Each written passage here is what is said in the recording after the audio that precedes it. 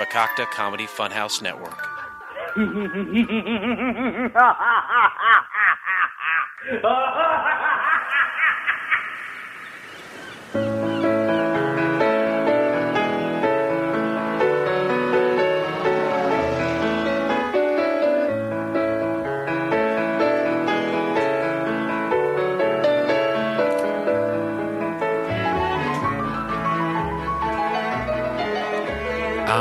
Yes. Welcome to Couch Pilots, all of my friends, the show that dares to fly into the unknown territory of awful television pilots of the past. My name is Jason, a.k.a. the Black Bottle Share, and across from me is my captain and yours. It's Philip Pressisher. Good evening. Good evening, my captain. How are you?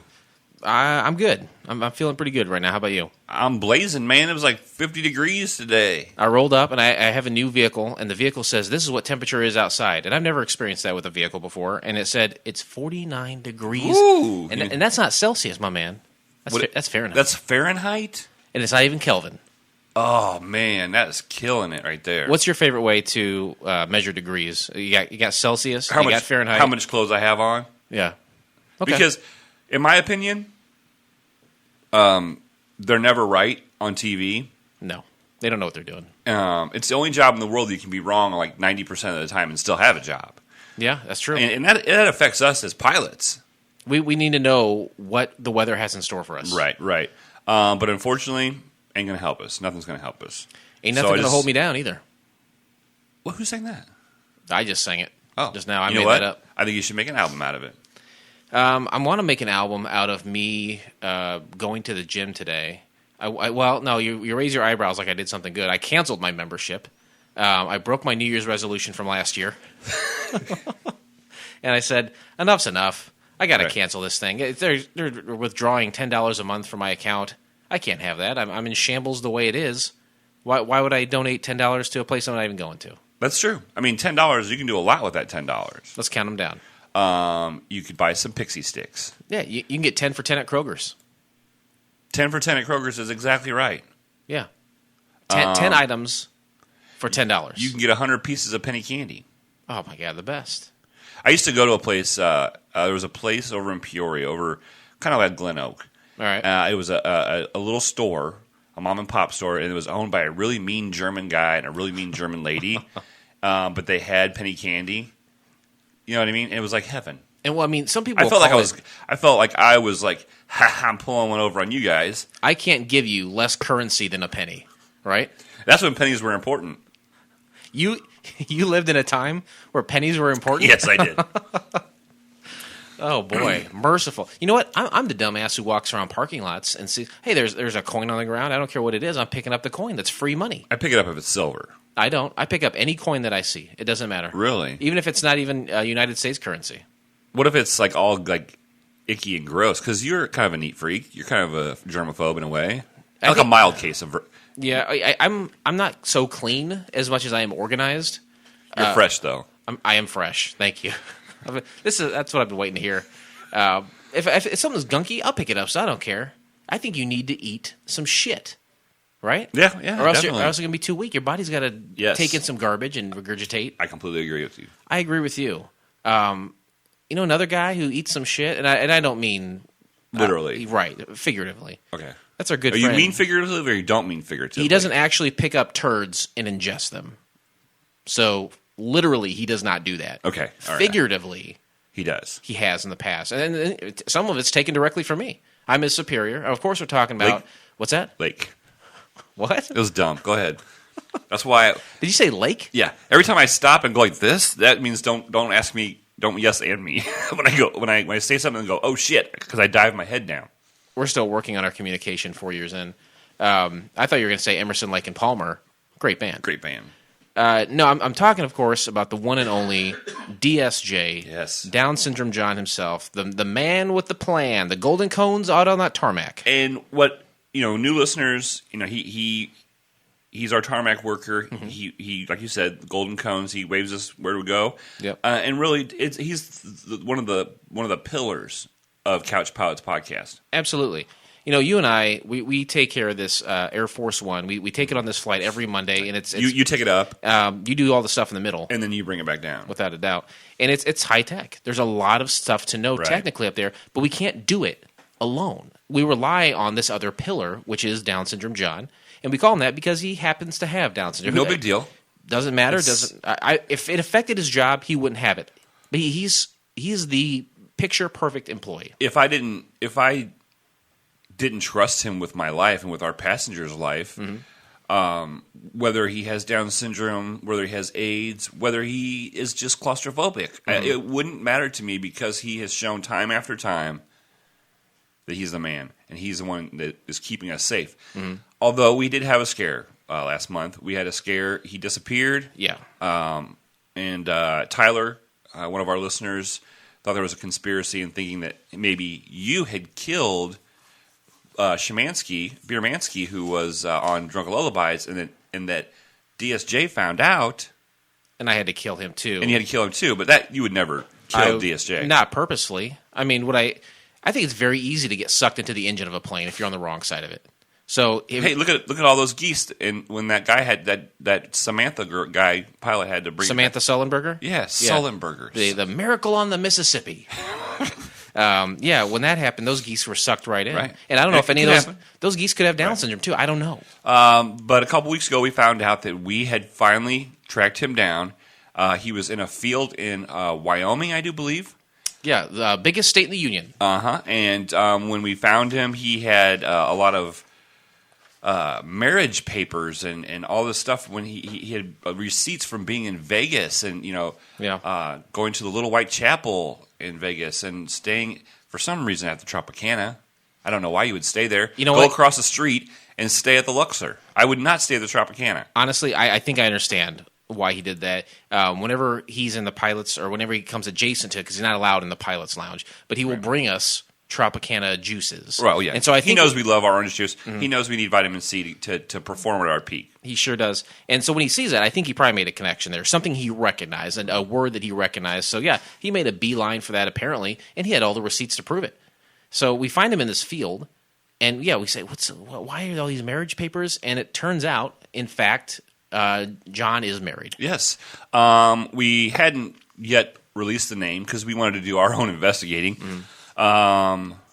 Penelope Piper Patrick. Yeah. That's her name. The 3 Ps. Penelope Piper Patrick. Say that 10 times fast. I'm not even going to say it once. I won't even repeat it. I don't know where he met this girl. I don't know what transpired. We're still trying to get that story. He's really quiet about it. So we're getting some pieces of it, because what happened, we lost him, or I lost him. Right. You lost him. You almost wrecked a young man's life. Apparently, he got on a Greyhound bus that night. We were partying with Captain Andrew, and he said, I guess he had a wad of 20s, because we all know he's loaded. He's got 3 jobs. We can go over those real quick. Sure. He works here on the tarmac, works at McDonald's, whitewashing trays, and his big one, his favorite, he's a roadie for... It's his passion. Yeah, his passion. He is a roadie for the Led Zeppelin tribute band, Get the Lead Out. Yeah, so that apparently brings in all sorts of money from these 3 avenues. So he gets on the Greyhound bus, he waves these 20s in the guy's face, he says, I'm going west. Go west, my young man. That's right. And he said, take me west. And west they went. For a few days, apparently. He got off the bus. He didn't have any luggage. That's why he was covered in filth when we found him. But all the way to Nevada? All the way to Las Vegas? End of the line, buddy. Yeah, it was kind of like the Hangover 4. It's kind of what we found ourselves in, although we didn't go to Vegas. But he did. And we found him in Wyoming. Yeah. So it's a lot like Hangover 4. That's right. We had to find our buddy. We had our live, true life Hangover film. So... I'm sorry. No, congratulations to him. Congratulations to Penelope Piper Patrick and DSJ. Yeah. I don't know she hasn't decided yet how she's going to what name she's going to take legally, which I think she has 30 days to decide. Yeah. From the wedding. So, we played Frisbee with DSJ last week. To celebrate. And you had hurt your back, I think. I don't know how you're feeling now. Yeah. I'm better. I had another accident. We're going to say that for a different podcast. Oh, wow. But because we have fan feedback. And so I mean, we could sit here all day and talk about us and DSJ and his new wife. That's not why people are tuning in. P to the third power. Yeah. What I call her. P cubed. Is that? I thought P cubed would be 4. No, it's 3. Is it? Yeah. That's weird because a cube has 4 sides. What? 6 sides. I'm gonna have to. Is that right? 6. Cube 6. Okay. Fan feedback. Yes, and we'll start with a voicemail we have here. We're gonna play one voicemail. I love these. I don't listen to these at all beforehand, so this is always a treat for me. Hey, Lori here. Thank you again for making me First Lady of Air Force One. You're absolutely right about my temper and not fucking with me. I may be short, but I'm wiry. You know that Puerto Ricans carry switchblades in their baby carriages, right? Also, an interesting fact about Puerto Ricans, Puerto Rican literature wasn't invented until the 1950s when spray paint was invented. Anyhow, I hope you have a safe flight. Baba booey, Howard Stern's penis, baba booey. Damn it. Nice. She got us. Got us in there. She got us. Oh, man. You would think that would be just for terrestrial radio or television, but nope. She's leaked it into podcasting. She's crossed over. And a big congratulations to her. Yes. I did not hear that she had a baby, but she's got a baby carriage, apparently, and why would you have that without having a baby? Yeah. Switchblade knife. Yeah, so congratulations to her and her switch knife baby. That's awesome. Switch knife baby. Oh, she got a switch knife baby. I need to learn how to say that in Puerto Rican. The Puerto Ricans have their own language? I would assume so. I mean, how else would they communicate with the rest of the world? I guess so. I would think like American Sign Language or Spanish. Drawings, like with crayon. Or spray paint. She mentioned spray paint. Yes, she did. I think she made a racial stereotype of herself in that. She can do that. She's allowed to do it since... Because it's like black guys saying the N-word to each other. Right. And it's like me saying the N-word to a black guy. Oh, exactly like it. So, in regards, a couple weeks ago, we did announce that she was going to be the First Lady of Air Force One because she had done so well at providing fan feedback all this time. And accumulated just an unbelievable, almost an uncountable amount of frequent flyer points. So on our Instagram page, Couch_Pilots_podcast, I had posted a picture of her and put, announcing the First Lady of Air Force One. Yeah. Got the most amount of likes that any of our Couch Pilots pictures ever had. I had that one me bare-chested towards the beginning. It has more than that? It does. It had more than that. Ooh. And so I had put underneath, you will hear the big announcement in a couple of weeks on Couch Pilots Podcast, but we are proud to announce Lori Garcia. Right. I mean, she has a different handle, but I don't know if she wants us to give that handle out. Has been crowned the First Lady of Air Force One. Let's give her a big hand. Hashtag frequent flyer. Hashtag podcast. Hashtag love our fans. Hashtag wear the crown. Wear the crown. Mm-hmm. And her response was, OMG, fuck yeah, bow down to me, bitch, and feel the wrath of my power.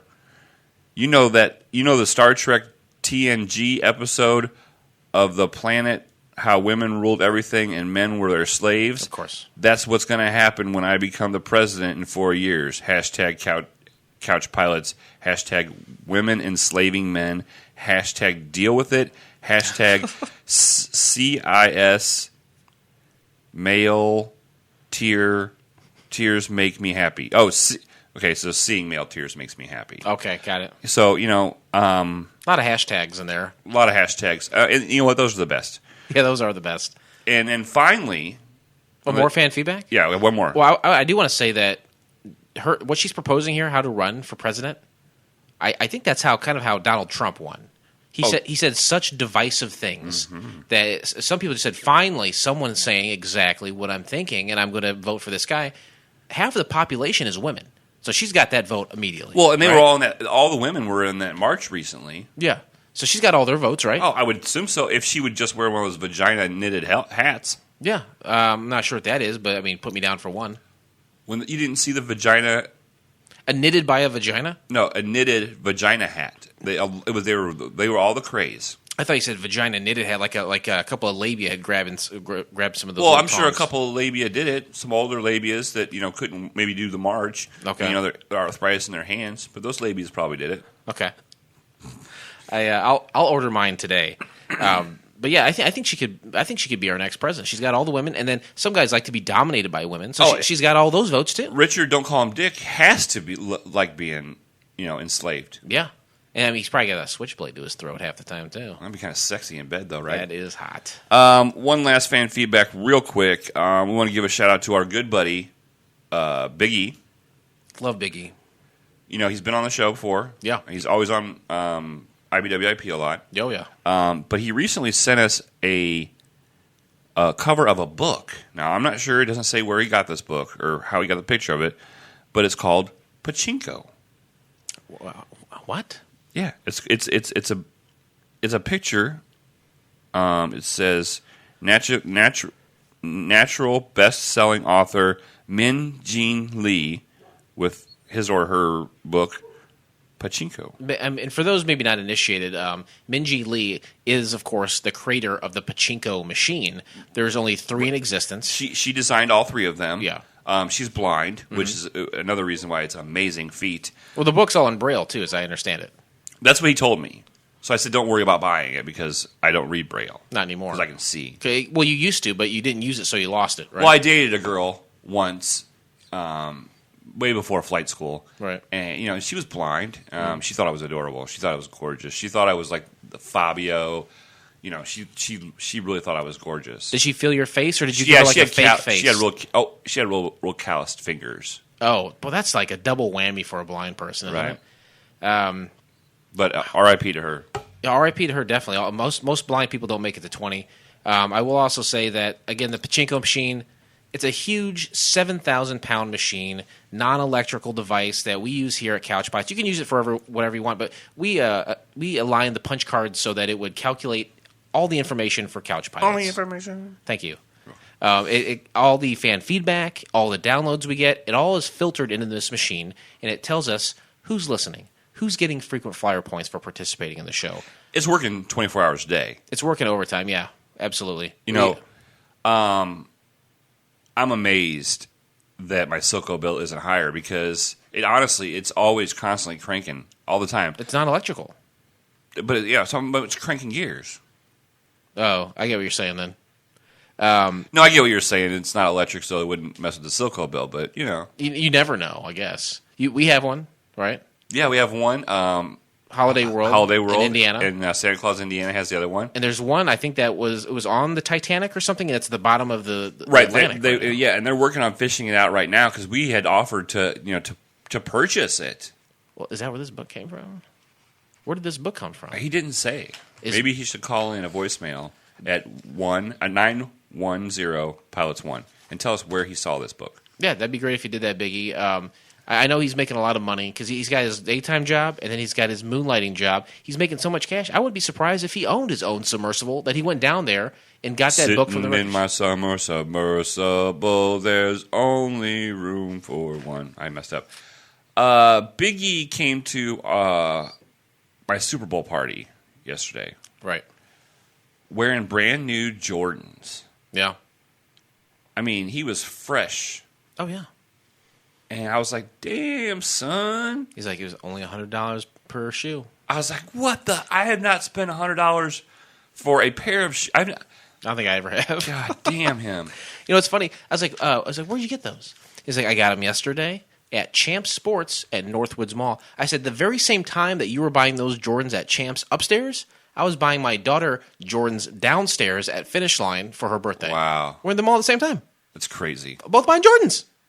But yours were a lot smaller and you don't get to wear them. And they were not $100 a shoe. No, you would have said no. I would not have done that. You would have said, honey, I love you. Happy birthday. No. Let's go to Walmart. They got plenty of shoes over there. We could have flown over to Beijing and got like some knockoffs. Would that bother her? We could have flown over there. She wouldn't know the difference. It probably would have been cheaper for us to fly over there, land, because I know some corporate executives who have... At the knockoff plant? No, some corporate executives who own parking spots at the airport. Oh, do you now? Yeah. Yeah, let's do that sometime. Let's go pick up a bunch of Jordans. All right, let's do it. We could flip them here. Finally make some money. Oh, God, it would be nice to make some money. Ladies and gentlemen, the captains have turned on the fasten seatbelt sign. If there was a failed TV problem. If there was a failed TV problem, I'd solve it. That's right. Check out my podcast while Jason revolves it. Pretty close. I'll take that. Today we discussed the pilot episode of The Shadow from the year of our Lord 1954. Great year. Way back. We're going way back. We're going way back when pennies were worth something. So we can say we're going way back, right? And then we can move on. Or we can kind of marinate in the events of that time so we can acclimate to judging this pilot properly. One of the things that I've realized over the past year is when we go back and review pilots, mostly ones that are this old, I have to be in the mindset. I cannot grade it on what life is like now. I can't grade it. It's not fair. It's not fair. Every one of them would be a 2. We're talking about penny candies. We're talking about when a 1 red cent had value, and that's a little taste. But that's kind of racist toward Indians, isn't it? Without a doubt. Okay. What right now? Not going back in time, being here back in time. Show is built on the back of that song. Ooh, love Huey Lewis in the News. That is from the Back to the Future soundtrack. We discussed that already. I'm more of a news guy. I don't know about you, Huey Lewis. I could take or leave. I like the news. How about this one? All the birds have been blue. They don't know what to do. Ever since you said goodbye to me. I'm really sick of you singing the Hamilton soundtrack. And the flowers in their gloom have all refused to bloom. 'Cause we all want you back, you see, naturally. Huey Lewis in the News 4 album. Sports? Acapella. 4? Yeah. No, it was 4. It was from 4. And that's F-O-U-R or F-O-R-E? F-O-R-E, I believe. Yeah. Yeah, but that was a acapella song that I probably haven't heard in 30 years. And you pull it off seamlessly. That's what you do. That's what you contribute to this show. Right. These songs that I don't know if I've ever said this on the air. Forgive me if I haven't. They really are the backbone of this show. Your songs. So just want to put that out there. Thank you. Absolutely.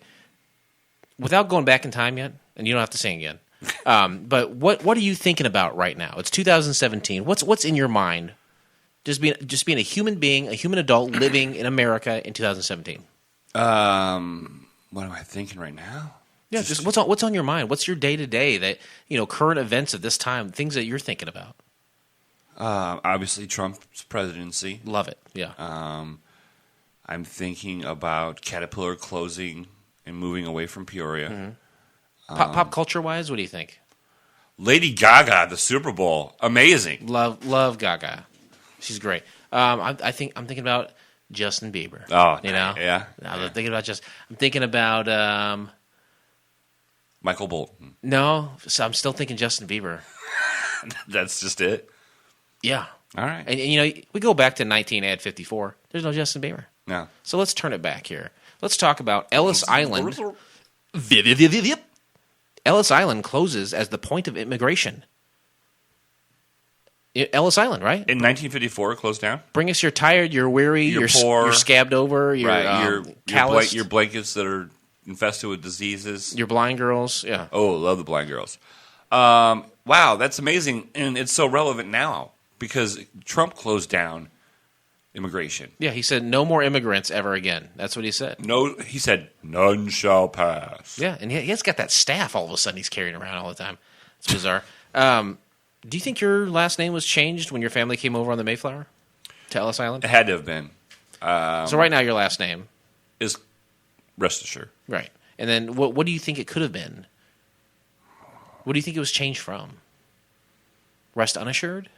Could be. Rest Insured? Right? Maybe they had State Farm back then? Maybe State Farm. Could be. Yeah. I never really thought about my roots. Well, what would you like to have changed your name to? Like, say you came over today to Ellis Island and you were going through immigration and they're like, Rest Assured is a ridiculous name. What would you like to change it to? Hasselhoff. Yeah. That name carries so much weight. That's a smart move. Philip Hasselhoff. Yeah. Big Phil Hassel.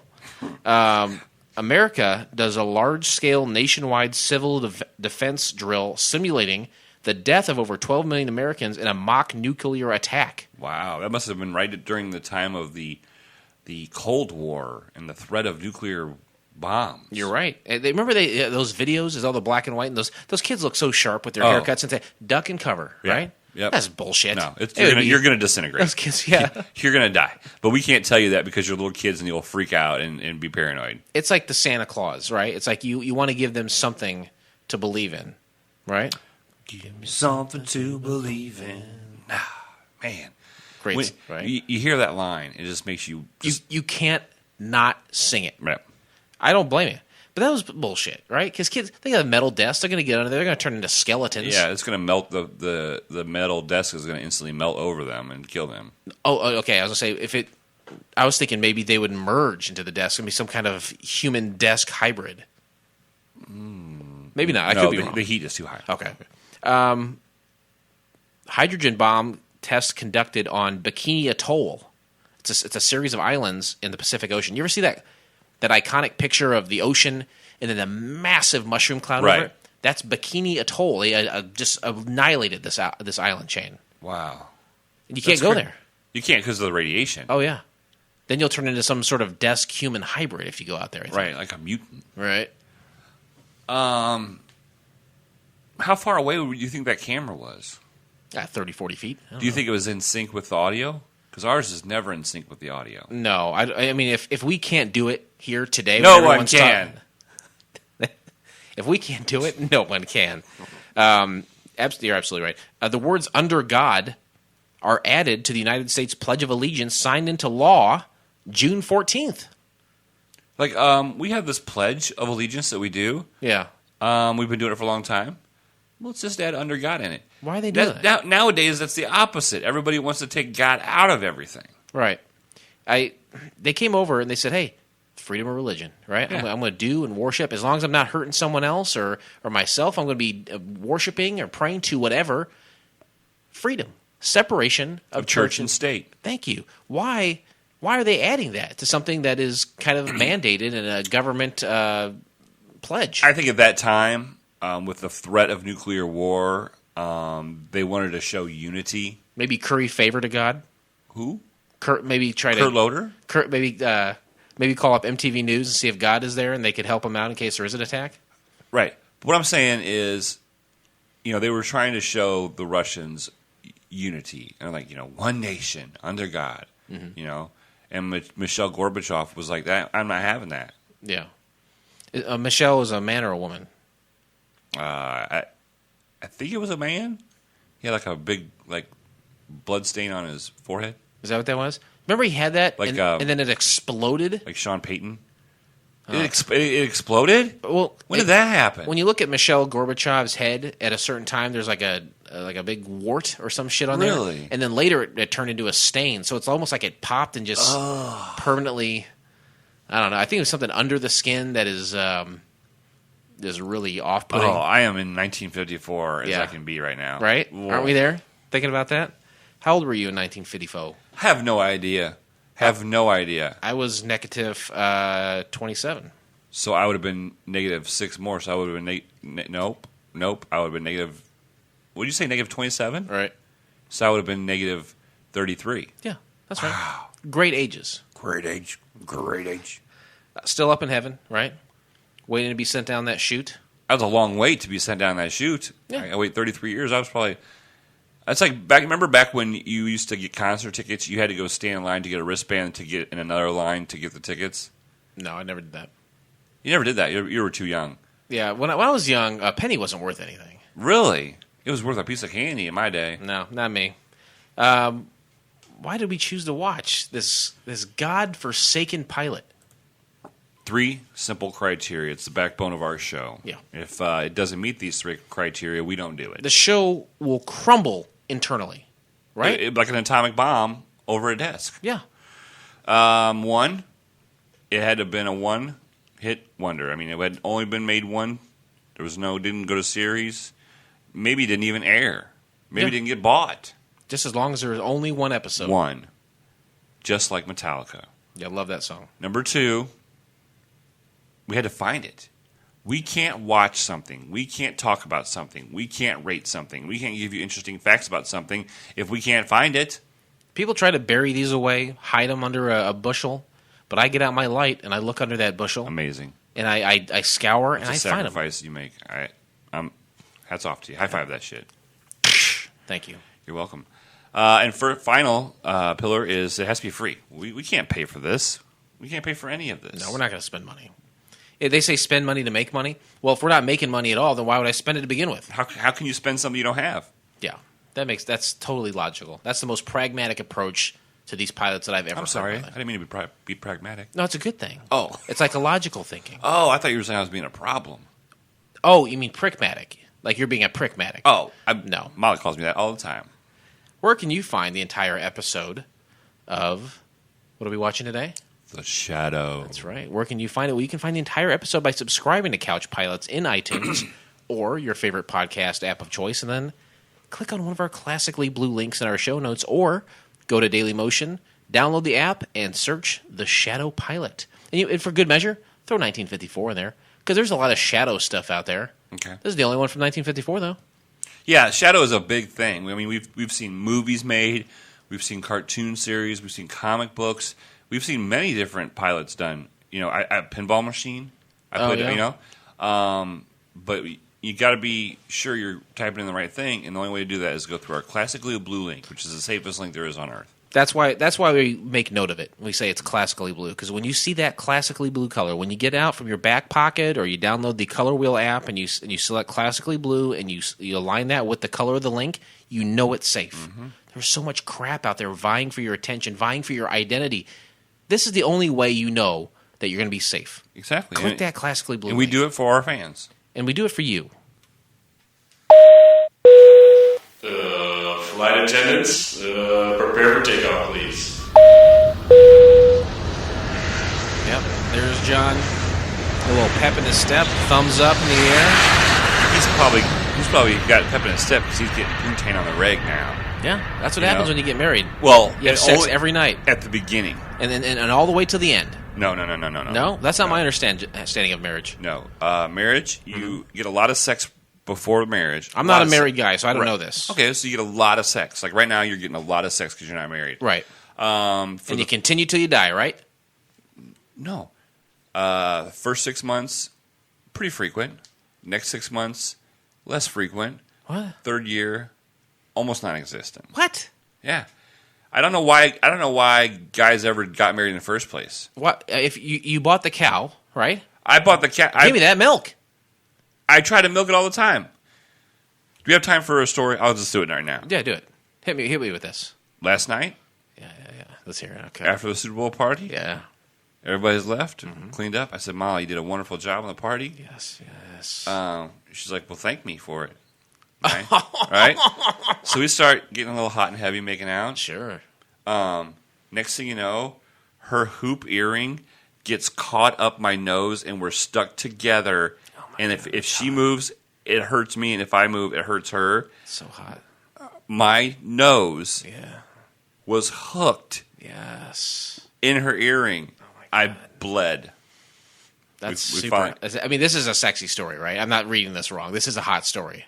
I'm got full Meta milk boner for realsy.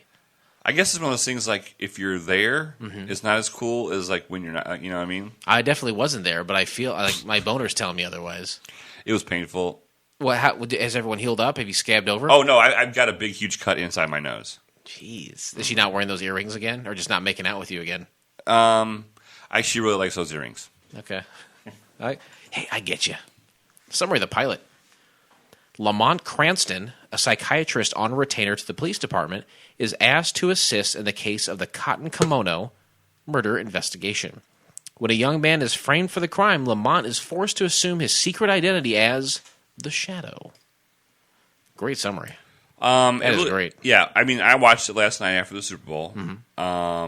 In my mind, that was a great summary. I mean, it summarized everything that we needed to summarize in our podcast. Yeah. So the people felt as though they had a good summary of what they're going to be hearing about. Yeah, there's a handful of things people look for when they select to download and ultimately listen to the show, and wanting that good summary is part of it. Exactly. The audio was fairly poor. Sure. And I may have learned some more here about just reading it over again than I did from actually watching it. Yeah, there was a couple things I didn't know either. I'm glad we had that moment of kind of lighthearted tomfoolery because we're about to dive into a section known affectionately as Interesting Facts. Yeah. Things get hot and heavy here. Yeah, the Conrad rule is in effect. Mm-hmm. I guess the easiest way to explain the Conrad rule is we don't want you to tell us it's interesting. We don't want you to tell your friends it's interesting. Just the name of the segment. It's just the name. It's just a name that we put on the segment because under, when we're doing the show notes, we have to put these facts under something. Yeah. We're going to call them stupid facts. Nobody's going to listen to our podcast. There's facts hanging around. We have to kind of put our hands out and scoop them inwards. We have to kind of rein them in, right? Quarantine them to an area, and then we got to slap a label on it. Is that nice? Make it bleed a little bit in the nose? I don't know. It was so painful. Yeah, the facts are what they are. Yeah. Nothing you say about them will change them. You have to accept them. Don't ruin anyone else's experience with these facts by commenting. Yeah, and don't post on Facebook or anything or Twitter. Don't do that. Just absorb them. Mm-hmm. Okay? That's pretty much it. Don't Conrad that shit up. Writer Peter Berry wrote several of the Shadow radio scripts beginning in 1941, and his last one was aired on April 15th, 1954, only a few months prior to this TV script. Yeah, I was talking to my grandmother. She spent the night this weekend. You guys had a sleepover? Yeah. And she was asking me about Couch Pilots. I can't let her listen to this. Does she understand what a podcast is? Oh, yeah. Yeah, okay. She understands what it is. And I said, we're going to be doing The Shadow. And she looked over at me with her glazed cataract eyes, and she goes, "The Shadow knows." Oh, my God. Was it eerie? And I was like, "How did you know that, Grandma?" She was like, "I've seen that before." I was like, "No, Grandma, you didn't see this. It never aired." I go, "You probably heard the radio show." And so I started playing it on YouTube. It has that crackly and it has the theme song. Right. She's like, "Yep, I've seen that." I was like, "Grandma, you have not seen this." She goes, "Looks exactly like what I saw." Do you think your grandmother maybe has... Was it a TV producer? Yeah. Yeah, probably. That's probably where I get my talent from. I mean, I don't know where you get your talent from. I found it. Oh. But by a penny? Yeah. I picked up the one I thought was worth less. The Shadow TV pilot failed from the beginning. It was never aired, nor a TV series ever followed. That's kind of a given since we're talking about it to begin with. But it is still a fact, nonetheless. Okay. The newspaper headline describing Sissy Chadwick's murder misspells the word kimono as kimona. Kimona chameleon. Chameleon. The show is built on the back You of come his and songs. go. You come and go. Whoa. Great Loving song. is easy when you're loving is like my dreams. Red, gold, and green. Red, gold, and green. Fade out. Classic 80s. Reference in the Dick Van Dyke Show, the episode Laura's Little Lie from 1963, Rob describes Laura as disappearing like Lamont Cranston. That fact. That's a fact. That's the fact, Jack. Oh, man. I know, right? Yeah. I feel it. I want to comment too. I'm not going to. I love Dick Van Dyke. Okay. The second attempt in 1958 was titled The Invisible Avenger. It never aired. The 2 episodes produced were compiled into a theatrical film and released with the same title. It was re-released with additional footage in 1962 as Bourbon Street Shadows. Bourbon Street. Bourbon Did Street. it happen in New Orleans? I don't think that was referenced. It wasn't referenced, but it's a fact nonetheless. You can put it anywhere you want. I guess you can put whatever kind of street you want to put it on. Easy Street. Easy Street. I'm a little, we didn't really talk about this at the top of the show, but we were supposed to have a guest today, and he was not able to attend. Kind of at the last minute, something came up, and he had Kids, family, whatever. Young Travis was, I think he was one of your wards, is that right, at the movie theater years in the past? Yes. And he is knowledgeable in the field of... comic books, TV, movies, very into movies, but definitely into comic books. He was on episode Darkman, I think. Absolutely. And so when I said, we're gonna be reviewing this, I said, there's one guy we need to get a hold of. Right. And when he was unable to, that's fine, but I do want to mention that when he was on the show before, we had talked about Sam Raimi having interest, because Sam Raimi created Darkman, And that was a period piece, kind of. It was supposed to be set back in time a little bit. It was supposed to be kind of a callback to something, but he wanted at the time to get his hands on the Shadow. But when he couldn't, he created Darkman. But it's funny because now Sam Raimi at one time was circling, this is years and years later, creating a Shadow film. On December 11th, 2006, the website Superhero Hype reported that director Sam Raimi and Michael Uslan would co-produce a new Shadow film for Columbia Pictures. In October 16th, 2007, Raimi said, I don't have any news on the Shadow at this time, except that the company that I have with Josh Donen, my producing partner, we've got the rights to the Shadow. I love that character very much, and we're trying to work on a story that'll do justice to the character. And as recently as August 23rd, 2012, the website Shadow Fan reported that during a Q&A session at San Diego's 2012 Comic-Con, director Sam Raimi, when asked about the status of his Shadow film project, stated they had not been able to develop a good script and the film would not be produced as planned. Wow. This Shadow thing just cannot... It won't die. No. But it won't die, but it also won't grow. Yeah. It's kind of like a Couch Pet's kid. Yeah. It's kind of forever a child, right? Mm-hmm. And I think in the film, there was a film version in the 90s that Alec Baldwin was the Shadow. And that's that show with Alec Baldwin was the basis of that Shadow pinball machine I've played. Okay, that makes sense. The graphics and everything were based off that movie. Interesting facts, over. Whoa! Yeah. Breathe that sigh of relief. Man. Whew. There's another section of the show called Twitter Responses. I sent some Twitter things out to people, say, hey, what's up? And it all came back as we're dead. Every person associated with this show is dead, and Twitter knows that. They've created kind of ghost accounts for these people. And they said, you can tweet me all you want, but we're dead. Right. You're not going to hear from the dead. Until they create Twitter... sorry. It. What? No, I walked on you on that one. No, I was going to say Twitter Ouija. Yeah. But you're about to say dead Twitter? Yeah. Maybe you and I should both create that website and see which one takes off. Okay. That sounds good. That sounds good to me, too. But you know what sounds even better is listening to a promo from one of my favorite shows, and that is the Drunken Lullabies podcast.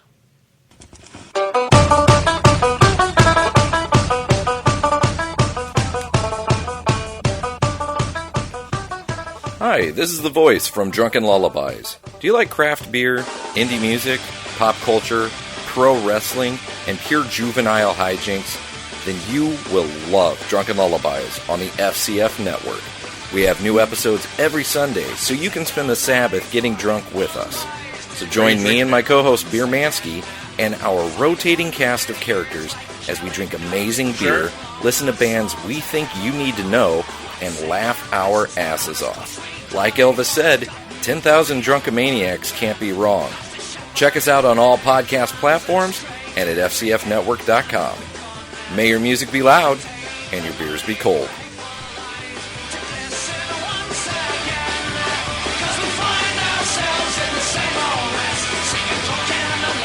Oh! Love that Dave Rowan. Oh! Sorry, Dustin, that during your promo I had the mics on and was sharing a soda with the Black Magnet. But you, was that recorded? Yeah. Oh, boy.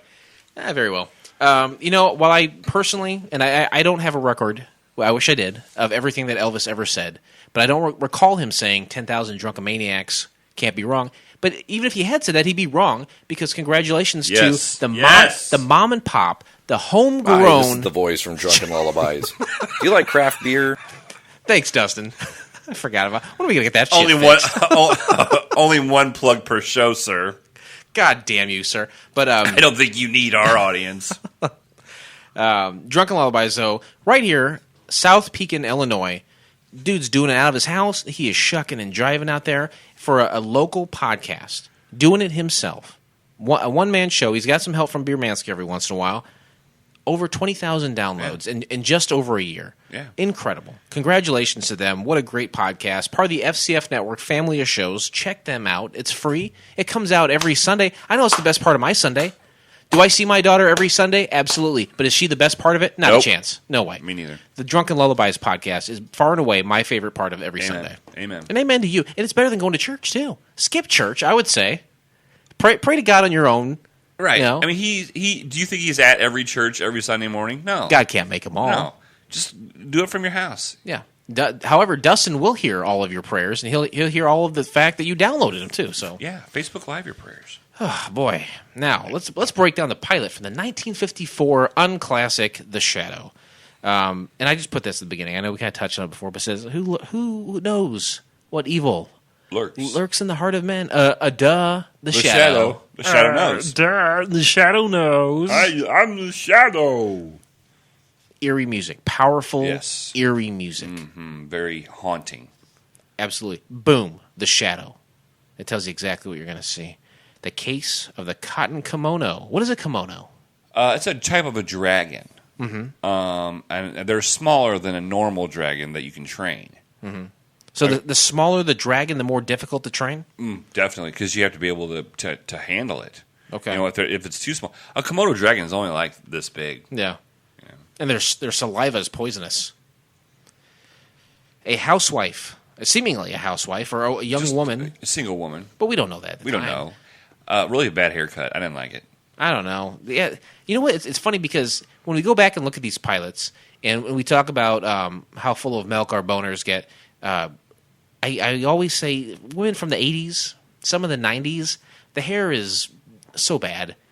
I don't mind this hair. This is decades and decades before some of that awful hair. I don't mind some of this hair. These girls are doing it for me. That's an interesting fact. Yeah, you can comment on that all you like. She's setting up dinner, getting some things set up. Getting set up for a visitor sometime. Yeah. Then there's some loud, obnoxious door buzzing, and she's like, "Hey, I'll be there in just a moment." And she puts on her kimono dragon. Puts it around her neck. Hey, okay, I hear you. I'll be right there. Yeah. Real prick out there. She opens the door. Blam. Blam, blam goes the shots. Yeah. I was like Biggie to Tupac is what that was. Which one do you think she was more like?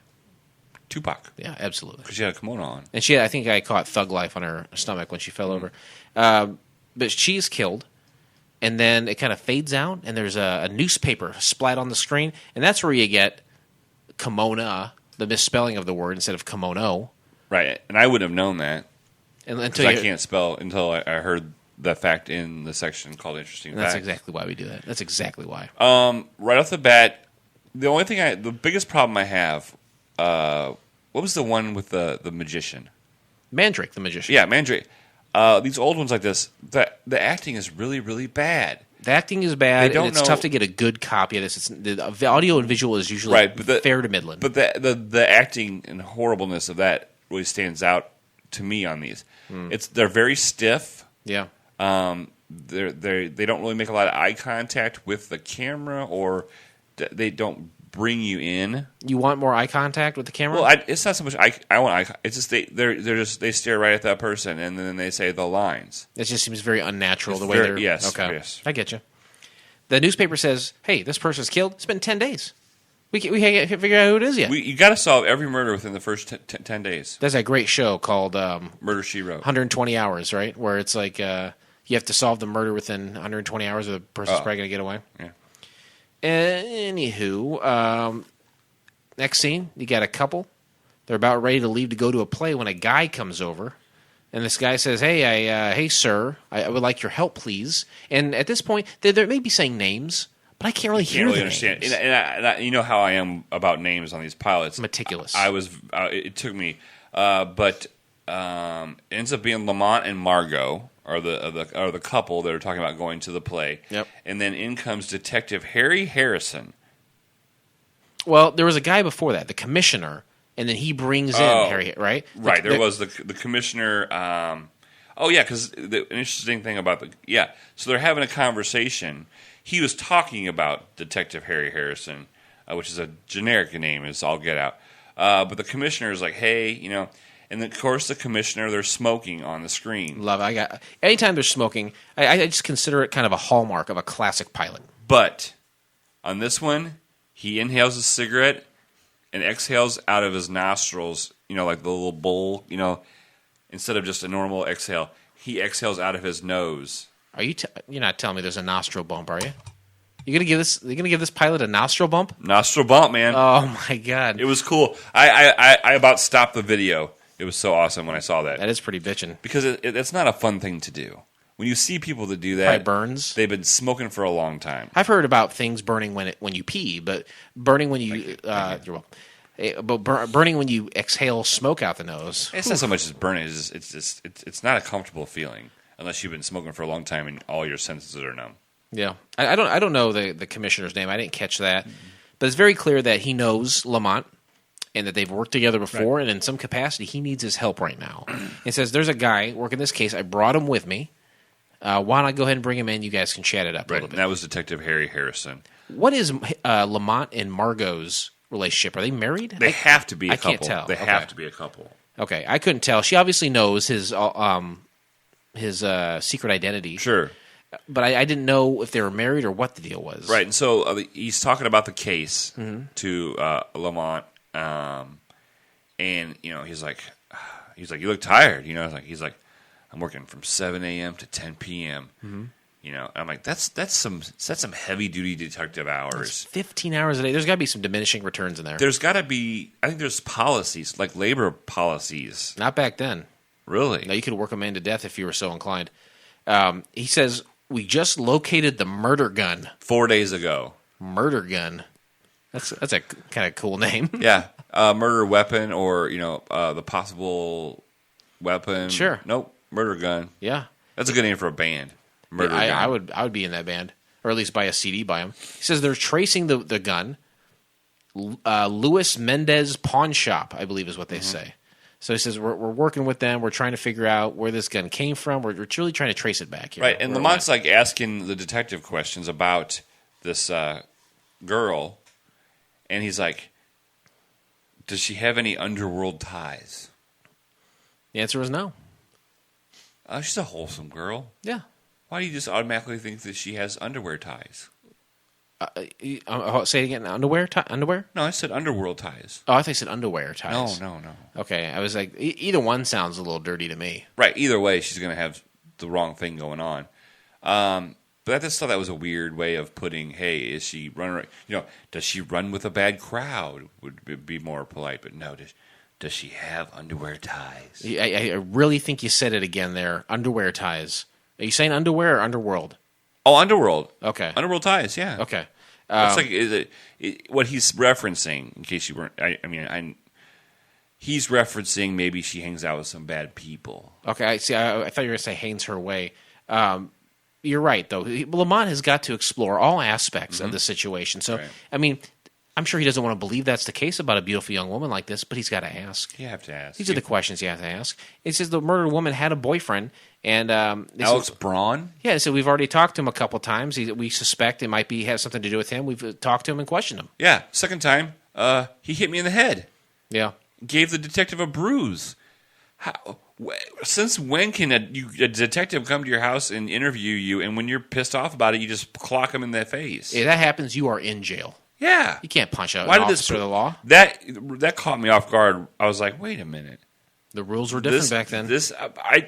I put myself in the 1950s. Yeah. I still don't think that's appropriate. I still don't think that happened. And that made me kind of tip me off to something. Maybe. That's assault, brother. I hear you. Next scene, now his name was Mr. Brom? Braun or Brom or something. Yeah. Alex. This is the boyfriend. The boyfriend, yeah. And the woman was Margot, you said, right? This is when I first caught her name, Margot. Sure. It's so Lamont. He says, "My name is Lamont Cranston. I'm going to be asking you about this murder." And you had mentioned it before, but I think for some reason there's a shot of Margot. I think just looking directly at the camera for like a 2 or 3 Mississippi, which seems very long. And I thought I thought they were going to show what she was looking at, like, she's caught something. No, that's not the case at all. She was just looking at the camera. Need to fill that void. Somebody messed up on the editing. And Alex is in a robe. What guy wears a robe around the house? There's only one man that I know. That's Hugh Hefner. All right. Well, he wears. He wears pajamas and a robe. Mm-hmm. This guy was just wearing a robe, and it wasn't like a fluffy, got to keep warm robe. It was like a silky, satiny. It probably breathed very well, flapped in the wind, right? The wind kicks up, you're going to see everything that guy's carrying. Right. I would never wear a robe around the house. I don't understand the purpose of a robe at all, honestly. What's so great about a robe? I don't know. Molly wears one all the time. Do you like it? She's just trying to stay warm. Does the wind ever catch her in the rain? Turn on some oscillating fans, maybe. In the house? Well, we have a house fan. That'll work. You turn that thing on. If you don't have the windows open, it's going to suck everything you own up in that hole. Yeah, like that. Suck it up in that hole, baby. Brahm seems upset. He says his name is Alex Brahm. Yeah. He gets upset and he's frustrated. He says, I've already answered all these questions. Yeah, this guy keeps coming over. He says he's been over a couple times. A couple times he's here all the time. He's here all the time. Lamont's like, that's weird. Yeah, that is bizarre. And he's talking about the detective. Mm-hmm. The woman leaves. She exits the scene. Lamont tells him about the tracing of the gun to the pawn shop. And, yeah, this is where I noticed that Braun, in fact, is wearing some sort of robe or kimono to the namesake of the entire show. So far, I think about this show, I'm like, this seems like an early version of Law and Order. Mm-hmm. Right? We got a crime. We got some guys going around talking to people about the crime, trying to solve it. And then at the end, with 3 minutes to go, we'll divulge the answer. So Lamont ends up going to, so Alex is like, hey, there's this, she's got this music teacher, and he bothers her and stalks her all the time. And he's like, I'll go talk to him. So Lamont knocks on the door. The guy, this music teacher's in the middle of giving this old lady a singing lesson. Yep. Walks over, just opens the door, and Lamont just walks in. There's no, like, may I come in? Lamont just walks in. There's a lot of that in this show. Right, there's a lot of that. And then he kind of explains who he is. He walks about 2 feet away from this old lady who's doing her scales. La, la, la, la, la, la, la. Those were the days. Anyway, 2 feet away from this old lady, and, basically, what was that? Rallo? His name was Rallo.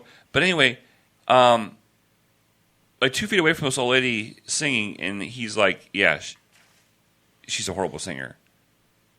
But he says she's got the will. Right. The will to sing. And if someone has the will to sing, then I will work with them. But here's the thing. They're 2 feet away from her. It's not like she can't hear them. You think she was heartbroken in that moment? I would have been. He says, my time is unavailable to someone with no talent. He's kind of projecting that onto Lamont, kind of saying, I don't know why you're here.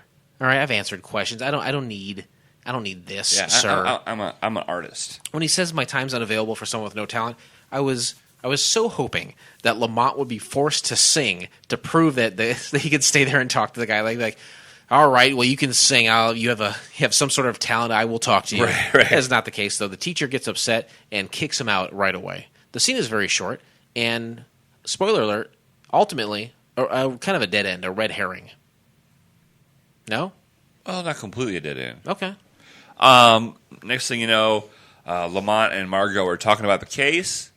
He's like, I think we're going to have to call in our friend, our old friend. She says, you mean the Shadow? Who the fuck else would I mean? Like, I am the Shadow. What you talking about, bitch? You know I'm in the Shadow. Damn, Margot, what the fuck's wrong with you? God damn it, woman. You know I'm the motherfucking Shadow. The next scene, you got a man on the phone. Now, is this the teacher? This is the music teacher. Okay, see, this I didn't realize that was... So it's the music teacher, and he's on the phone, and there's like a little, like a glowing light just on the, kind of right off the center. And I've got questions about this light later. And he, suddenly the guy becomes disoriented when he's on the phone, gets off the phone, and then starts talking to this voice, which is obviously Lamont's voice. The Shadow does not change his pitch, cadence, or anything. It's Lamont. You remember the Dark Knight trilogy by Nolan? Yeah, they took a lot of shit for having his voice be weird. But what are you going to do, talk like Bruce Wayne? Right. One of the most famous guys in the whole fucking city? You're going to sound like that guy? No, you got to change your voice some way. Not for the Shadow. The Shadow doesn't care. He doesn't care about that at all. No, he doesn't care. A lot of superheroes try to hide their superhero-ness. Mm-hmm. Not the Shadow. He's like, I am Lamont. I mean the Shadow. Oh, shit. So he starts talking to him and have this evil laugh. And he's like, who did this? And he's a ghost. Yeah, he acts. He's kind of acting like that. The guy kind of like goes outside or out his window or something, and Lamont, aka the Shadow, is talking to him. And right before he's like, I didn't do it. Right before the guy says who he thinks did it, killed the girl, the guy gets shot. Yeah. Boom. It reminds me of the other one we watched. Like, what was that old one that we watched with Unsolved.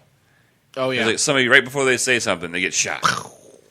He says he can't lie to me. The shadow knows, and he says, "Yeah, I didn't kill her." But so he was shot because it almost seems like he backed into something. But no, it's shot. Okay, and he was about ready to give his boom shot. Mm-hmm. You only get one shot. That's right. Do not miss your chance to blow. Right. Mm-hmm. The detective shows up at the first guy's house. So the Alex, boyfriend. The boyfriend. So Harris shows back up to Alex's house. He's like, and he's just in his house all of a sudden. Oh yeah, just barges in his house. It's another example of law enforcement just doing whatever they want. Right. So he's got a key. He said, "I think if he shows me, I got a key to your house." It's like, what the fuck you got a key to my place? Right. Exactly. There's got to be some constitutional rights there that are not being met. And then he arrests him. Yeah. And takes him into jail. One thing you know, most of the time when the detective Harry Harrison, he's got a trench coat on up to this point. Mm-hmm. Every shot. Yeah. The next scene is with him in the interrogation room with Alex, and it's that old school 50s slacks that go up to the middle of their boob on a guy. Just touches the bottom of their nipple. It is. I guess it was a good look back then, but now it just looks like it's so uncomfortable. Yeah. Like you got to have camel toe. It's a good thing that your mind is back in 1954. Otherwise, you would judge it harshly. That would be completely unfair. So they're interrogating this guy. You got three dudes in there. You got an officer standing in the corner, and you got two detectives kind of going back and forth on this guy. And the detective says, "Hey, you guys leave me alone with this guy for a minute. I got a few things I'm going to work on him with." I've seen a lot of Law and Orders, and I thought he was going to rough him up. That's what I thought was going to happen. I thought for sure he's like, you know what? Let me have a little bit of time with this guy myself. And he was going to beat his ass. He's going to unplug the camera in the corner, pull the shades down over the one-way mirror, and really turn the webcam off. Yeah, absolutely.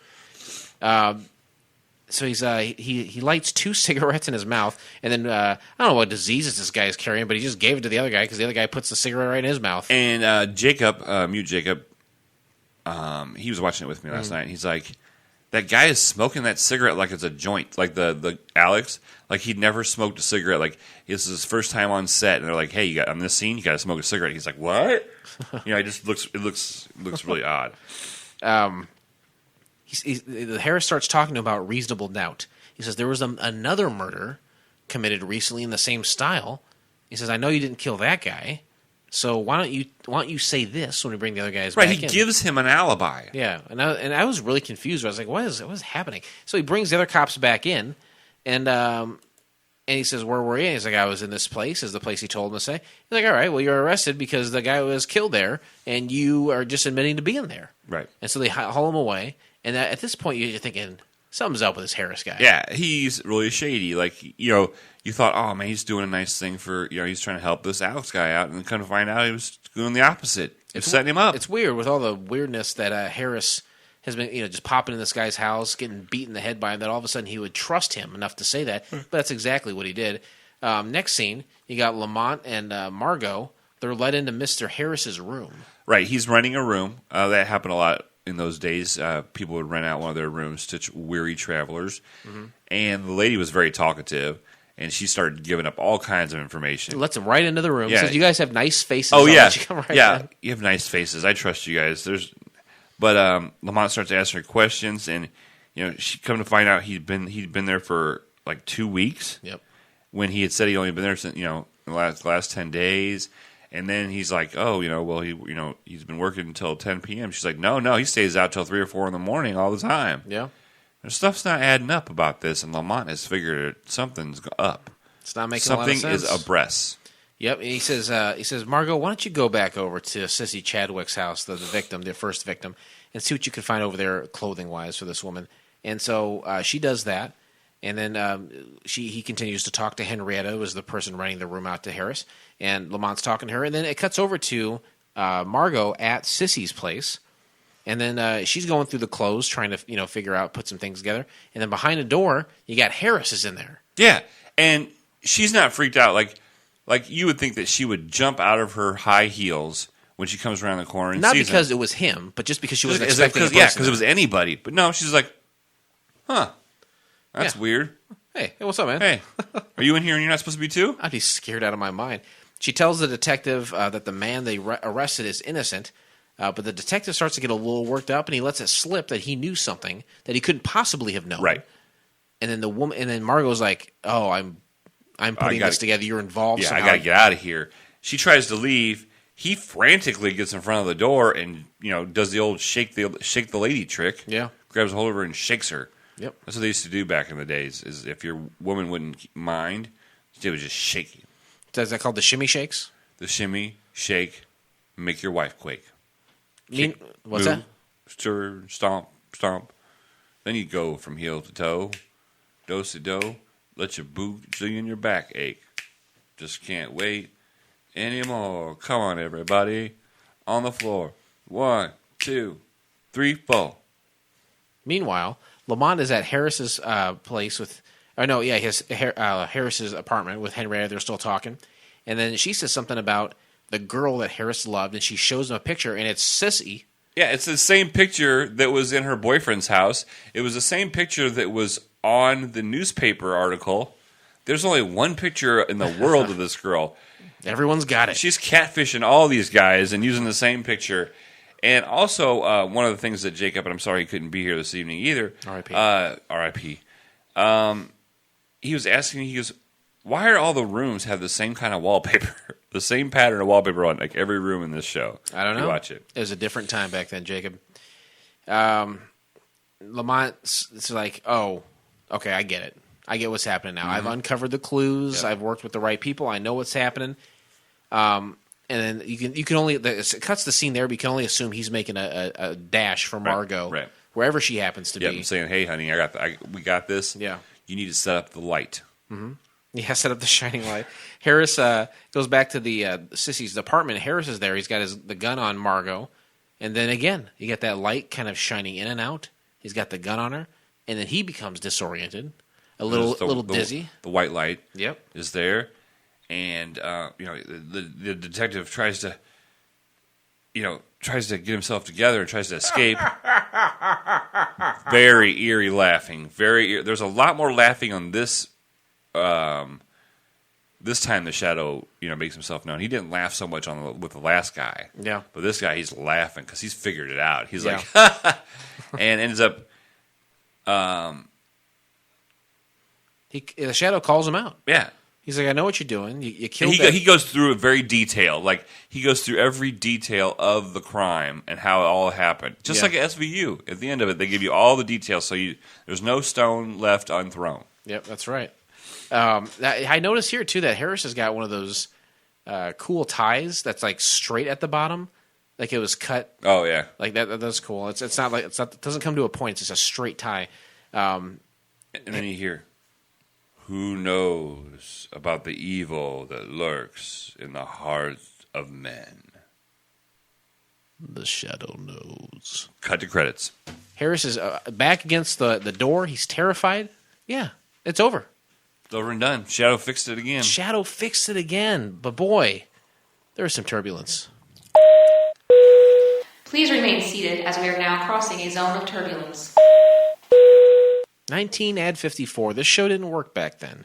Why didn't it work? The Shadow has a curse. The franchise of The Shadow has a curse. It seems like it. And I think it started back, that's the only thing I can say for why it didn't work. I mean, if you're putting yourself back into the 50s, I don't know what else was on TV at the time. Howdy Doody. Maybe this was too tense. Yeah, there's some murders. Yeah, there's some murder was the case that they gave her. Yeah. But yeah, maybe it's that, or maybe it's just, TV execs are like, hey, kids aren't going to watch TV. This is a kid, this is a kid superhero. Adults are not going to watch this. That's right. I'm not making this show for adults to watch. That's the only people that watch TV at this time. Mm-hmm. And this time, still, weren't they putting on shows just to put in between the ads? Still, you got to sell cigarettes somehow, right? So that's my turbulence. I my beef with the show is that we never get to see Lamont as the Shadow. Now, I don't know, if they went into super descriptive words back in the radio days, so there is a physical description as Lamont as the Shadow, right? Or if we never know what that's supposed to look like, or even if he's ever supposed to be seen, because as far as I know, we don't see a physical form of the Shadow. You see all these lights flashing in and out. Is he magic? Right? I don't know. Right. I don't know if there's some sort of supernatural force at play here, and there was no kung fu action. True. Every person was scared into giving up information. Right. No one was like physically harassed or beat about the face. Well, maybe that's the whole thing about the Shadow. It reminded me of Echo Man or Eco Man. Remember that? Yeah. He didn't have any weapons. He had that big costume. It was so clunky, but he didn't actually have any weapons. They just eventually he captured them or they gave up. Yeah, Eco Man or Echo Man. He was a guy who was paralyzed. He built this suit to walk for him, and then he could like pummel through walls. But he would move at a snail's pace, and he never laid a finger on anyone he was attacking. Didn't have any guns or lasers or nothing. Nothing like that at all. So it reminded me that in this way. What would you have done to improve it? I guess you would have to show him in some form or another, and there would have to be some kind of confrontation. Yeah. People want to see that kung fu action, right? I'm not trying to piggyback off of you, but no, I saw those as the flaws of the show. Right. No, why wouldn't you? Yeah. To me, if it had survived, really get into the lore of the Shadow. Where did he come from? Right. How did it come about? Yeah. Why is he doing that? What other cases can he help? Is Margot a freak in the bedroom? Yeah. Does Margot like anal? Oh my God. Yeah, you know what? If I had to guess, and I know it's really dirty, I would say yes. Oh yeah. I would say yes, she does. With all the heroin they took? That's all you have back then, right? That's all I've got now. Ladies and gentlemen, as we start our descent, please make sure your seat backs and tray tables are in their full upright position. The Shadow may have been magic, but you and I are not. We're not producing or seeing these things that other people can't see. It's been out there. Other folks have come across the Shadow pilot from 1954. So many, in fact, that there is a rating on IMDb. Would you like to take a stab at what folks across the world have rated? Out of 10, decimal points count, 7.9. Oh, wow. No. Oh. 5.7. Oh. From 18 ratings. So not a ton, but there are some reviews out there. Okay. Critic reviews from the blog of Vintage 45. This was just okay. Nothing special that would keep viewers tuning in each week. There are a number of scenes with the Shadow's laugh coming out of nowhere. That gets corny after a while. FantasticTelevision.com says, clocking in at a half hour, this pilot very much comes across as a radio episode translated to the small screen. Could be, yeah. Overall, the story itself is fine and the acting is good enough, but the poor visual effect is enough to take it down a notch in my book. One thing that I did find myself wondering about was the ethical dilemma of someone with a professional psychology degree, assuming Cranston actually had one, using that knowledge of psychology to terrorize confessions out of people as the Shadow. I guess we're not supposed to examine this particular point that closely, to be honest. I really can't say why this pilot didn't make it to series. The visual effect could have been easily changed if that were an issue, but even with as much as I disliked them, I can't imagine it being a deal breaker. Perhaps the reasons are something that only the Shadow knows. I'm telling you, it's just a curse. It's just the curse of the Shadow. Yeah. Plain and simple. Viewer reviews. We got one here. Actually, we got a couple. One from, McConlin from the United States. He gives it 5 out of 10 scars. Pretty good, all things considered. I watched this on the Critics' Choice DVD that it was double billed with the 1958 film Invisible Avenger, also a failed attempt to sell a Shadow series on TV. Though the mystery killer is all too easy to guess, and Tom Helmore, best as Kim Novak's husband in Vertigo, is a bit too old and avuncular to be a credible Shadow. I agree. Lamont was an older guy, right? How are you going to make a long go of it when the dude's 55 years older? Yep, exactly. I mean, I can't really describe what that guy says. Pilot episode of the proposed but never created Shadow TV series, 7 out of 10 scars from Distress 12 from Canada. Our brothers up north. Good day, mate. Good day up here. I enjoyed this 25-minute pilot TV episode for the proposed TV show, The Shadow series that never materialized. It's well-paced, well-written. Unfortunately, they never made the series pilot. It was based on, however, judging by this episode, the TV series might have been pretty good. Helmore plays Lamont Cranston. The Shadow does a pretty good job for a few minutes. His accent kind of gets distracted to me, but once you get past that, everything else works pretty good. Paula Raymond is Margot Lane and is good in her portrayal. They packed quite a bit into the 25-minute running time, and I wish they had continued on with the series, as it would have been interesting to see where it went from there. Oh, well. Anyway, for me, The Case of the Cotton Kimono is a 7 out of 10. Okay. So people are about midway, maybe a little past that. People seem to care for this. People like it. But what are we going to say? That's what matters. Ladies and gentlemen, welcome to FCF Airport. Local time is 11:11 and the temperature is 69 degrees. For your safety and comfort, please remain seated with your seatbelt fastened until the captains turn off the fasten seatbelt sign. No dinner is complete without a dessert, right? Exactly. We appetizer it up. We got you the mind. Just like frame. Yesterday, man. I ate a little bit of everything yesterday. Oh my God, so much food at the Super Bowl party. What a party you threw. Well, thank you. And the place looks incredibly clean today, the day after. So we had a clean before. I mean, by 10:15. Yeah.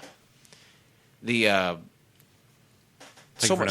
So you're welcome. So much to take in, right? Mm-hmm. So much to take in. The interesting facts, the summaries, everyone being dead and not responding on Twitter. We have to take all of this in and regurgitate a score. We can regurgitate. Regurgitate and Ashley Olsen. Based on the scale set forth by the classic 90s television show Wings, on a 1 to 7 scales based off of the characters, of number 1 being the worst you can get, Roy Biggins, all the way to the best a man can get, Gillette, a number 7, Brian Hackett, Captain Philip Rest Assured, or Rest Insured. I turn to you. How do you rate The Shadow? Right off the bat, I have to submit my bump. Mm-hmm. Your lovely lady bump? My lady bump. Man, I put myself in the 50s when I'm doing this. Yeah. I'm gonna give it a 4.5. 4.5. 4.5. Okay. You don't do a lot of halves? No, I don't. I'm not big into halvesies, but so if I said 5, I would think that I'm giving it too much. If I'm giving it a 4, I feel like I'm not being true to it being in the 50s. So was the score 3.5, and then you gave it a one point bump for the smoke out the nose? Yeah. Okay. Yeah. I'm pretty much right there with you. I'm going to give it a 4 myself. Okay. All right. I enjoy this. There wasn't a time in the show where I was like, this sucks. I can't believe we're watching this. The pacing, I think, was pretty good. The visual and the audio was not good. It made it tough. Right. I really had to focus on what was happening while trying to take notes at the same time. I wish we could have seen the Shadow with his cape and his big fedora or whatever the hell he wears. Or at least like the silhouette of him. Sure, anything other than just a flashing light. I don't even know where that light came from. It really questions whether or not there are supernatural forces at play here. I don't know, but I give it a 4. It was not great. It was not terrible. Yeah. You know, that's how I feel about it. Right, and I think about a year ago we probably would have given this a lower score, but I mean, we're learning how to set our minds back. Absolutely, we are. And with that, we close the book on The Shadow, never to be mentioned again. Ever. Why would we? Why would we waste our time? It's ridiculous. There's probably 3 more Shadow pilots out there. Yeah, we'll go back and revisit The Shadow for sure. But we're not done. There are more pilots out there. There are other shows that had only 1 episode that so desperately need our attention. And God damn it if we're not going to give it to them. Join us next time, won't you, when we watch the pilot episode of NYPD 2069. Here's a little something to wet your whistle. NYPD detective Alex Franco is cryogenically frozen after an accident, only to be awakened in the year 2069 to avenge himself and his family. You can find the entire episode by subscribing to Couch Pilots in iTunes or your favorite podcast app of choice, and then click on one of our classically blue links in our show notes, or download the Daily Motion app and search NYPD 2069. That's how I did it. That's what I did. I actually watched this one on You Know What to Do Tube.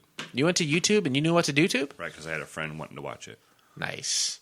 You can stream on the app. You told me you can stream to your TV for Apple, but it didn't work for mine. Maybe it was something to do with me. What do you have? A Vizio. Is it a box, or you just stream it like right to the television? Right to the television. See, I've got stupid TVs at my house, and I have to have streaming devices. So I wonder if, like, could you do that with a Roku? No, I don't know. I've never done it with a Roku. I always do it on my Apple TV at home. If you have a streaming device, if you have a smart TV, let us know. Tell us what kind of TV. Give us the serial number. Go to couchpilotspodcast@gmail.com. Give us your suggestions, your thoughts on The Shadow, on future episodes. We've got one coming down the pike from one Mr. Dustin from the Drunken Lullabies. He suggested something, and you know what? Next time we hit that decade, you can bet that's the first thing we're going to do. Go to Facebook. We're at Couch Pilots Podcast. Like the show. Share the show. If you like what we're doing here, tell people about it. Yeah, and that's that. We can spend money on marketing. We could sit for hours and hours and hours. And we do. On social media. But that's not going to help as much as you just telling your buddies. Remember back in the day? 1994 rolls around. Green Day Dookie's on the scene. Sells tens of millions of copies. Everyone knows Green Day. But they had 2 albums before that. And they were cool before that. But as soon as they have a mainstream hit, some of these people say, I don't like Green Day anymore. They sold too many. They sold out. Well, guess what, folks? You know what? Don't hide us under a bushel. I've been selling out for years. You've been selling for years? Yeah, I've been selling out for years. It's not that big a deal. I say, don't be afraid to share the show. Don't keep it a secret. Don't think it's some cool little thing that you know about. Go out there. Yell it from the mountaintop. Tell your friends about Couch Pilots. It really does help us out if you like the show. So. Go to Twitter, Couch Pilots Pod, right? We reach out to the stars, and if they're not dead, sometimes they reach back.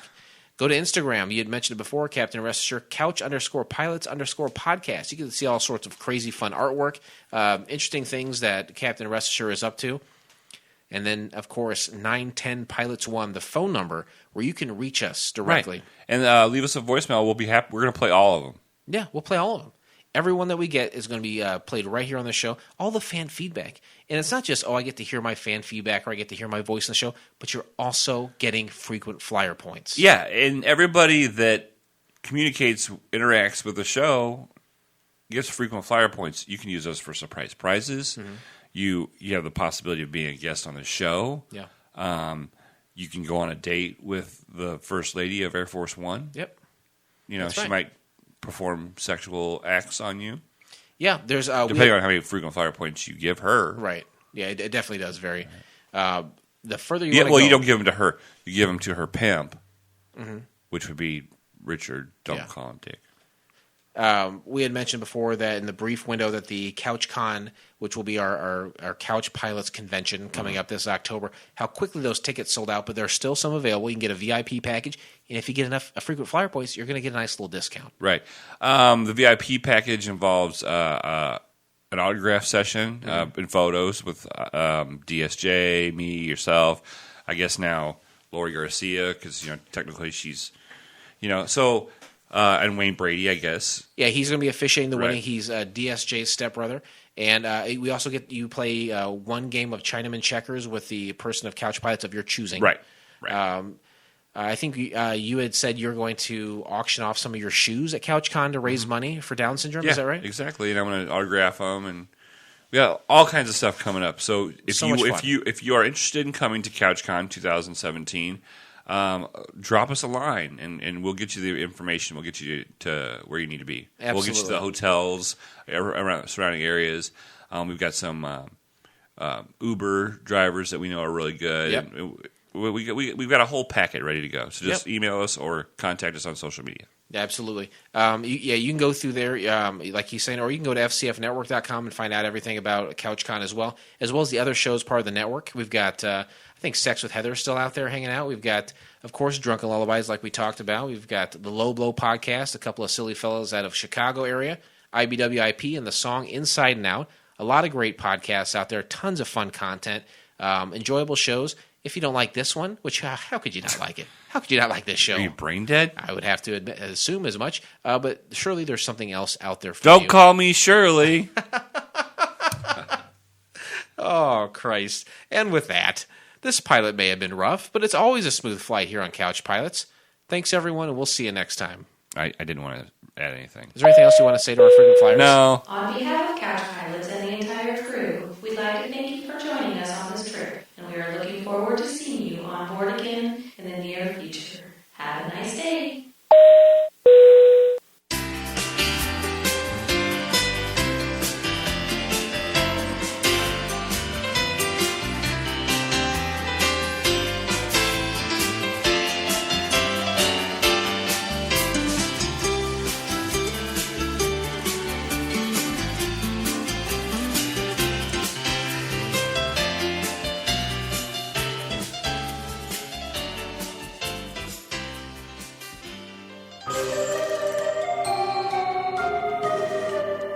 This has been a Fakakta Comedy Funhouse production, produced by Jason Tosher, executive produced by Blake Clayton. For more information and content, go to fcfnetwork.com.